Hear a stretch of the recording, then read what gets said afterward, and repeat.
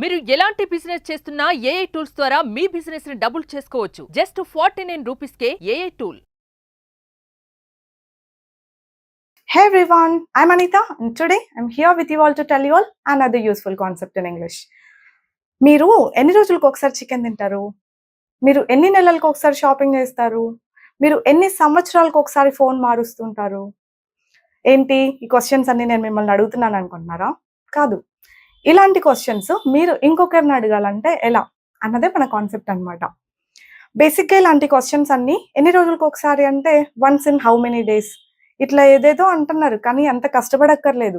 ఎన్ని రోజులకు ఒకసారి అంటే ఒక క్వశ్చన్ వర్డ్, ఎన్ని నెలలకు ఒకసారి అంటే ఒకటి, ఎన్ని సంవత్సరాలకు ఒకసారి అంటే ఒకటి లేదు.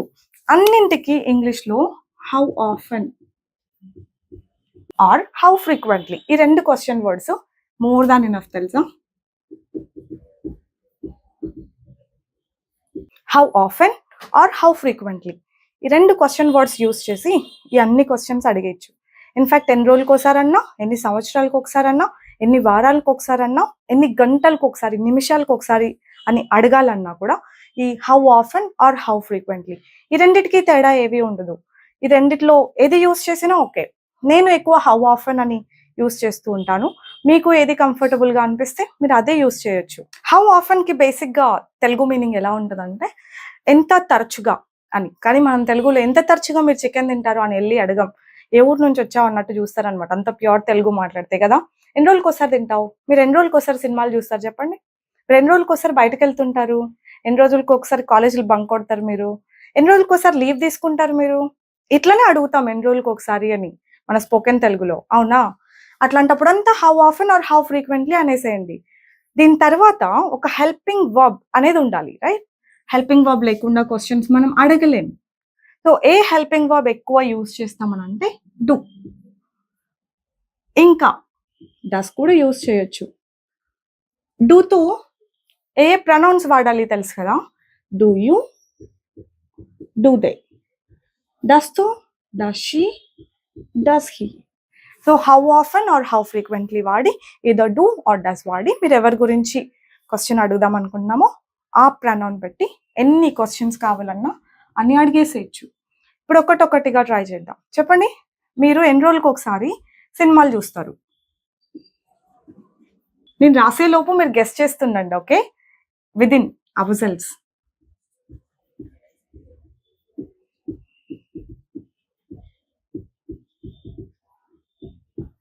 How often do you watch movies అని అడగాలి. How often do you watch movies, ఎంత తరచుగా మూవీలు చూస్తారు? చెప్పాను కదా ఎంత తరచుగా అని మనం తెలుగులో వాడమని.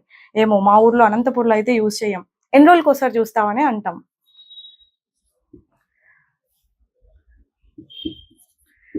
నెక్స్ట్ క్వశ్చన్, మీరు ఎన్ని నెలలకు ఒకసారి షాపింగ్ చేస్తారు?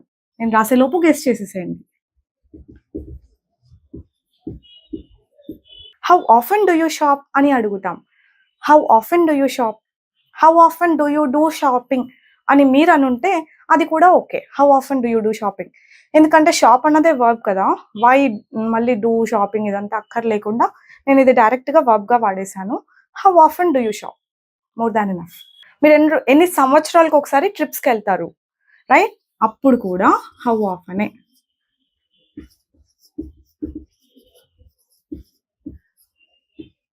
How often do you go on trips, ఇక్కడ ఒకవేళ ఆన్ మిస్ చేసుంటే ఖచ్చితంగా ట్రిప్స్కి, టూర్స్కి, పిక్నిక్స్కి, హాలిడేస్కి వీటికన్నిటికీ మనం ప్రిపోజిషన్ ఆన్నే యూజ్ చేయాలి.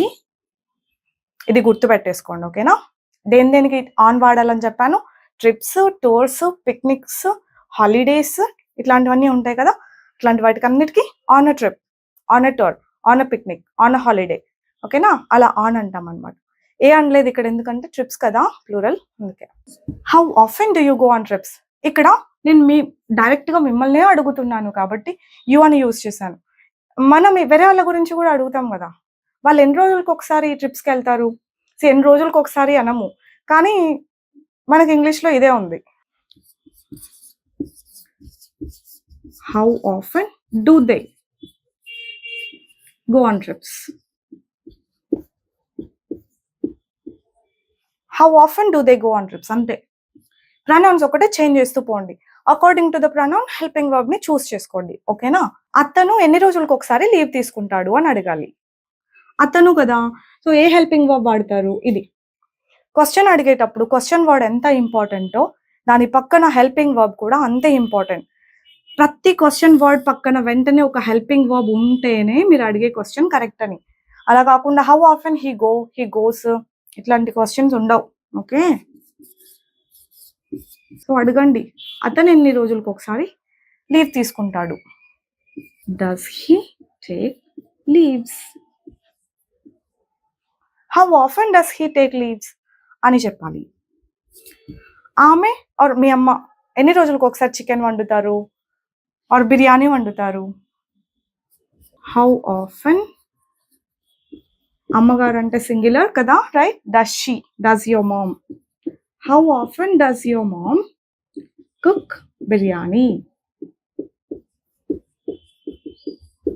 Okay, how often does your mom cook biryani అని అడగాలి. ఇంకా మీ అమ్మ ఎన్ని రోజులకు ఒకసారి క్లీన్ చేస్తారు ఇల్లు? మీ అమ్మగారు ఎన్ని రోజులకు ఒకసారి, మీ నాన్నగారు ఎన్ని రోజులకు ఒకసారి మీకు పాకెట్ మనీ ఇస్తారు? ఇలాంటి క్వశ్చన్స్ అన్ని ఇలాగే అడగాలి. How often does your dad give you pocket money? మీ అమ్మగారు ఎన్ని రోజులకు ఒకసారి ఇల్లంతా క్లీన్ చేస్తారు? How often does your mom clean the old house అని చెప్పొచ్చు. రాయమంటారా? మీరు రాసుకోండి. ఇన్ఫాక్ట్ ఇంకెన్నైనా ఇలానే జస్ట్ వర్బ్ ఒకటే చేంజ్ చేస్తాం అంతే. ఈ వర్బ్ చేంజ్ చేస్తూ ప్రొనౌన్స్ చేంజ్ చేసుకోండి according to the situation. Do డజా ప్రొనౌన్ ని బట్టి డూనా డజా అని పెట్టుకుంటూ చాలా క్వశ్చన్స్ మీరు ఈరోజే ప్రాక్టీస్ చేసేసేయండి. ఓకేనా? ఇంకా మనం ఇక్కడ షుడ్ కూడా యూస్ చేయొచ్చు. షుడ్ విత్ ఐ, ఎక్కువ ఐఏ వస్తుంది. So how often should I అని అంటే నా గురించి నేను క్వశ్చన్ అడిగినట్టు అనమాట. లెట్స్ సే నాకు దెబ్బ తగిలింది అనుకోండి. ఓకే, నేను డాక్టర్ దగ్గరికి వెళ్ళాను. డాక్టర్ నాకు టాబ్లెట్ ఇస్తాడు. నేను ఈ టాబ్లెట్ ఎన్ని గంటలకు ఒకసారి వేసుకోవాలి అని అడగాలి. ఎన్ని గంటలకు ఒకసారి ఇక్కడ అయినా కూడా నేను how often should I take the tablet అని అడగాలి. ఓకే, ఎన్ని గంటలకు ఒకసారి అని అడగాలన్నా కూడా how often should I take the tablet.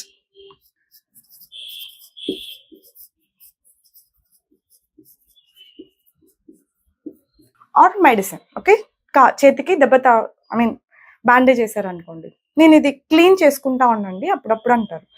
ఎన్ని రోజులకు ఒకసారి క్లీన్ చేసుకోవాలి ఆర్ ఎన్ని గంటలకు ఒకసారి క్లీన్ చేసుకోవాలి?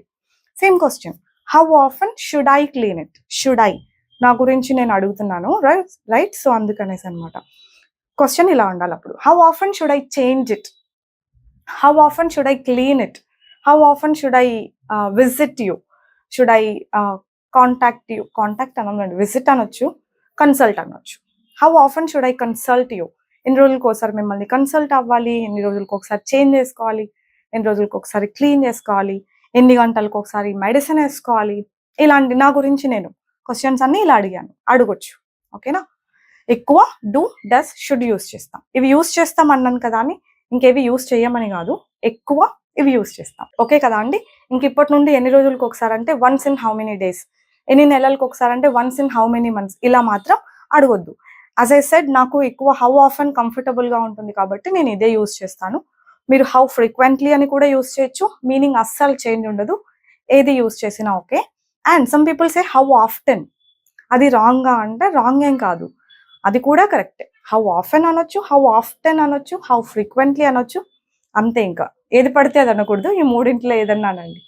All right, I'll see you all next time with another concept. Bye bye, take care.